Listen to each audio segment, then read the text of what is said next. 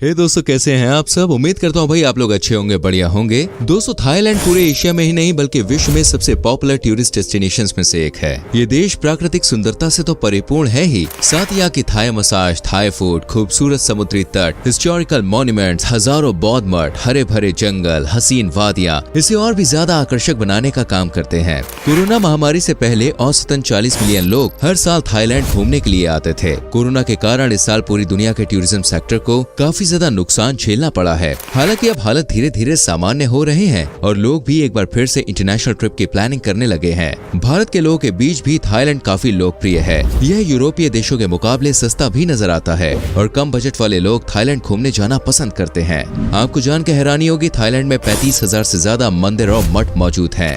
दुनिया का सबसे छोटा मैमल बम्बलीबी बैट भी थाईलैंड में ही देखने को मिलते हैं। थाईलैंड को लैंड ऑफ व्हाइट एलिफेंट्स के नाम से भी जाना जाता है क्योंकि यहाँ सफेद हाथी काफी ज्यादा संख्या में पाए जाते हैं और आज ये थाईलैंड की पहचान बन गए हैं। दोस्तों, आपने भी कभी न कभी थाईलैंड घूमने की प्लानिंग तो की ही होगी या फिर हो सकता है कर रहे होंगे। थाईलैंड में घूमने के लिए ढेरों जगहें मौजूद हैं और अक्सर लोग कंफ्यूज हो जाते हैं कि थाईलैंड में कहां घूमने वो जा सकते हैं। आज की इस वीडियो में हम आपको थाईलैंड की 10 फेमस टूरिस्ट डेस्टिनेशंस के बारे में बताने वाले हैं। अगर आपको भी घूमने का शौक है तो इस वीडियो में आपको काफी मजा आने वाला है।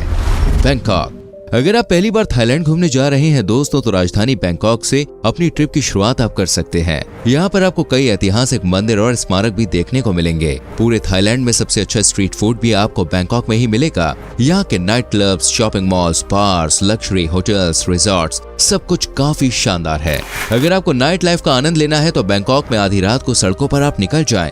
आपको ऐसा लगेगा ही नहीं कि आप रात में घूम रहे हैं। बैंकॉक में जितनी चहल पहल रात के समय होती है ना, वो आपको कहीं और देखने को नहीं मिलेगी। बैंकॉक में घूमने की प्रसिद्ध जगहों की बात करें तो डैम नॉन सेडुआक फ्लोटिंग मार्केट काफी फेमस है। यहाँ पर आपको नाव पर बैठकर ही शॉपिंग करनी पड़ेगी। इसके अलावा वाट चाओ आम एक पुराना बुद्ध मंदिर है। महानखोन स्काई वॉक पर आप स्काई वॉक का आनंद ले सकते हैं। ये पूरे शहर की सबसे ऊंची बिल्डिंग है जिसकी ऊंचाई 314 मीटर है। इन सब के अलावा Grand Palace, Wat Phra Chetuphon, temple of the Emerald Buddha, Chatuchak weekend market, Lumpini park, Jim Thompson house museum, art in paradise and open safari का आनंद आप ले सकते हैं।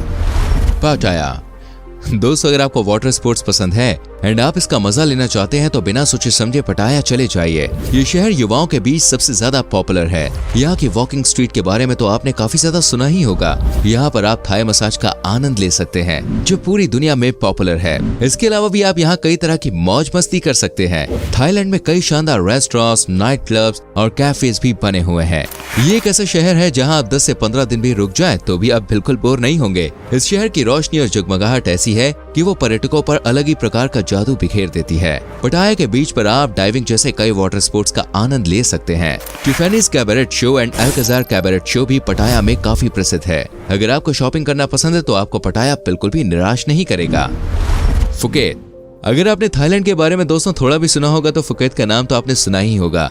ये जगह अपने खूबसूरत समुद्री तटों, सफेद रेत, क्रिस्टल क्लियर पानी और शानदार नजारों के लिए फेमस है। पटाया और बैंकॉक के मुकाबले फुकेत थोड़ा सस्ता भी है और यहाँ आपको किफायती दामों में होटल भी मिल जाएंगे। साथ ही यहाँ पर आपको थाई मसाज और स्पा का आनंद भी मिलेगा। यहाँ के समुद्री तटों पर आप फिशिंग और सर्फिंग जैसे एडवेंचरस स्पोर्ट्स का लुत्फ भी उठा सकते हैं और आराम से समंदर के किनारे बैठकर सनसेट के नजारे देख सकते हैं। यहाँ पर वैसे तो कई बीचेस हैं लेकिन उनमें पचोंग बीच और काटा बीच सबसे ज्यादा लोकप्रिय है।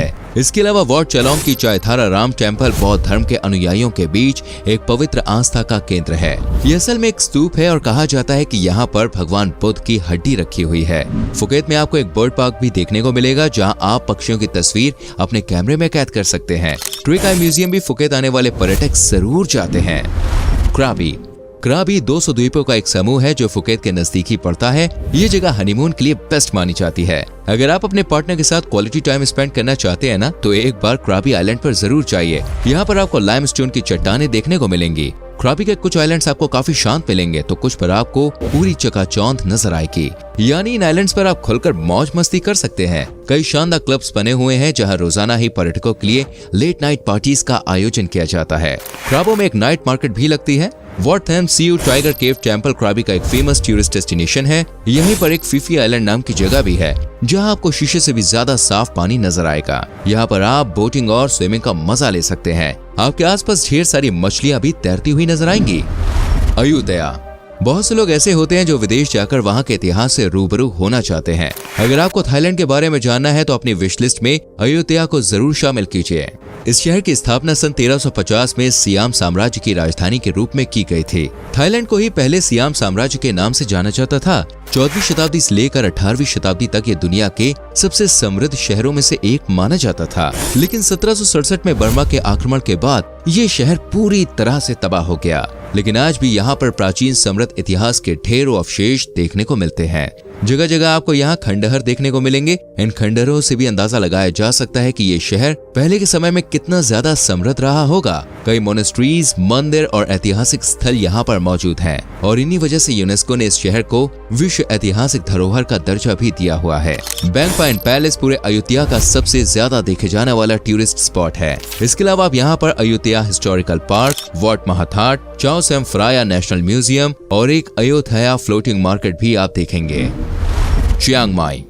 दोस्तों, थाईलैंड का ये ऐतिहासिक शहर शानदार मंदिरों से भरा हुआ है। यहाँ पर 300 से भी ज्यादा प्राचीन मंदिर हैं, जिनकी वास्तुकला और शिल्पकला हर किसी को इस शहर का दीवाना बना देती है। ये शहर पहाड़ियों से घिरा हुआ है और यहाँ पर ट्रैकिंग का आनंद भी आप ले सकते हैं। साथ ही इस शहर में आपको बहुत ज्यादा भीड़ भाड़ या शोर शराबा देखने को नहीं मिलेगा। प्रकृति और वन्य प्रेमियों के लिए भी ये स्थान स्वर्ग से कम नहीं है। चियांग माई के एक हिस्से में आप नाइट लाइफ का भी आनंद ले सकते हैं और अगर आपको पार्टी नहीं पसंद है ना, तो आप आराम से स्पा और मसाज करा सकते हैं। चियांग माई में Wat Rong Khun white temple, Wat Phra That Doi Suthep, Doi Pui village, Doi Inthanon, Wat Chedi Luang and Wat Phra Singh Woramahawihan जैसी जगह आप घूमने के लिए जा सकते हैं। अगर आप इस शहर के इतिहास के बारे में और बारीकी से जानना चाहते हैं ना, तो आप highland people of discovery museum जा सकते हैं। सुखोथाई।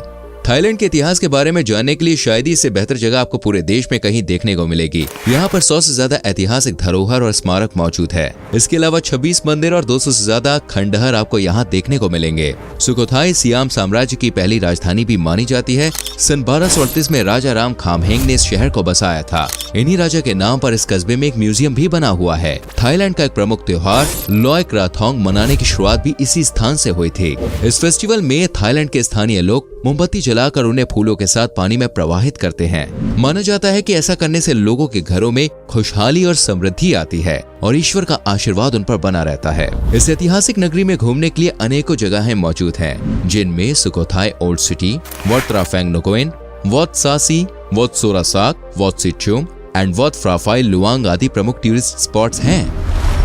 कंचनाबुरी।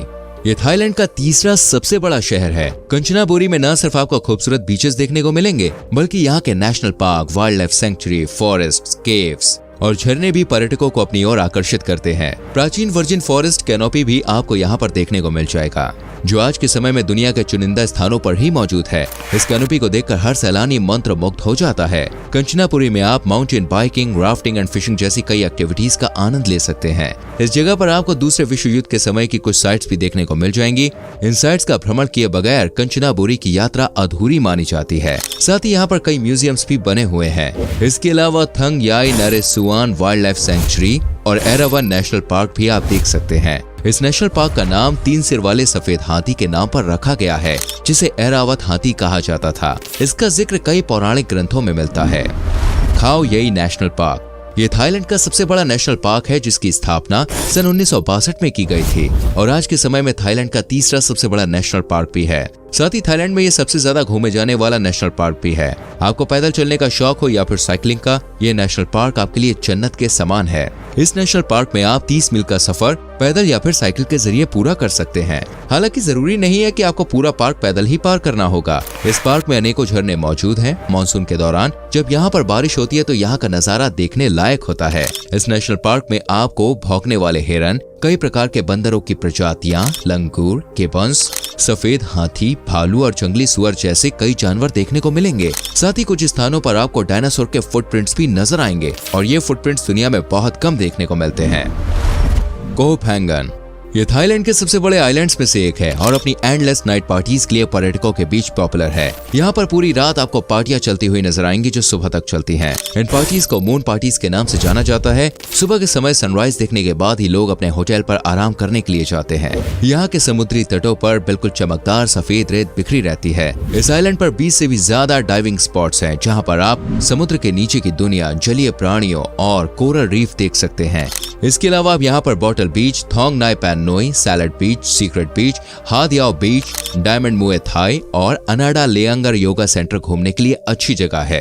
थाईलैंड अच्छे से घूमने के लिए दोस्तों आपको 50 से 70 हजार रुपए का बजट लेके चलना होगा। भारतीय नागरिकों को थाईलैंड में वीजा ऑन अराइवल की सुविधा मिल जाती है, जिससे आपकी यात्रा और भी ज्यादा आसान हो जाती है। तो दोस्तों, ये थी थाईलैंड की 10 सबसे शानदार टूरिस्ट डेस्टिनेशन, जहां हर किसी को अपनी लाइफ में एक बार तो जरूर जाना चाहिए। इसके अलावा भी थाईलैंड में घूमने के लिए ढेर सारे बीचेस और जगहें हैं। अगर आप चाहते हैं तो हम आपके लिए इस वीडियो का सेकंड पार्ट भी जरूर लेके आएंगे। बस आप हमें कमेंट करके बताएं कि आपको इसका सेकंड पार्ट देखना है या नहीं। अगर आप में से कोई थाईलैंड घूमने गया है दोस्तों, तो आपका एक्सपीरियंस कैसा रहा प्लीज कमेंट सेक्शन में लिखें। वीडियो को लाइक करके शेयर करें और आने वाली वीडियोस को देखने के लिए चैनल को सब्सक्राइब करके बेल आइकन प्रेस करें, जिससे आपसे आने वाली वीडियोस के नोटिफिकेशंस मिस ना हो। मिलते हैं अगली वीडियो में। अपना ख्याल रखिए। Bye bye. अपना ख्याल